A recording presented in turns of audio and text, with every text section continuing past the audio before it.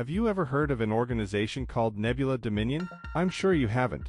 Its very existence is said to be carefully concealed. Yet, it is precisely this group I want to discuss in my paper. According to this theory, Nebula Dominion is an international clandestine organization allegedly controlling the world's climate to influence the economy and politics in various regions.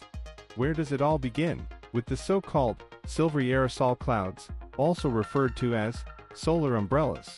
Supporters of this theory believe that special chemical compounds, most often sulfur or silver compounds, are regularly dispersed in the upper layers of the atmosphere.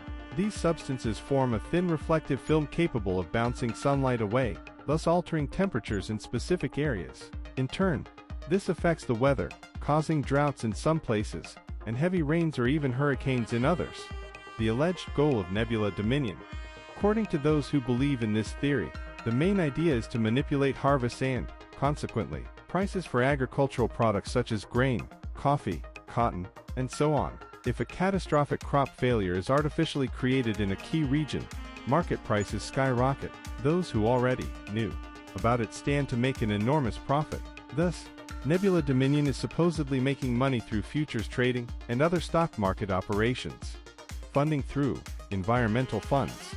Officially, all this activity is presented as a fight against global warming, the so-called solar geoengineering. Under the banner of environmental programs, grants are allocated.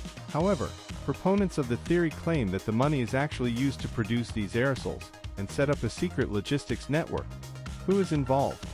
It's believed that major agricultural companies, stock traders, and even some politicians are part of the project. Lobbyists and experts who promote the necessary ideas in the media are said to be on their side as well. Whenever something odd happens with the weather, like a sudden snowfall in spring or stifling heat in autumn, conspiracy theorists attribute it to Nebula Dominion's activities. Proving exactly what triggered the anomaly is extremely difficult. Evidence and arguments. In scientific circles, the idea of spraying aerosols in the atmosphere to reflect sunlight is indeed often discussed. Reports of unusual weather phenomena and abrupt climate fluctuations have become more frequent, prompting people to look for straightforward explanations. The media are said to occasionally discover suspicious contracts for purchasing large quantities of sulfur or silver nitrates. Why would they need them if not for large-scale climate manipulation?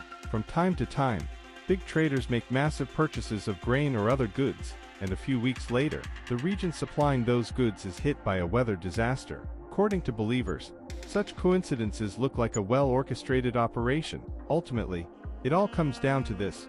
Nebula Dominion is allegedly altering the climate behind the scenes to reap huge profits.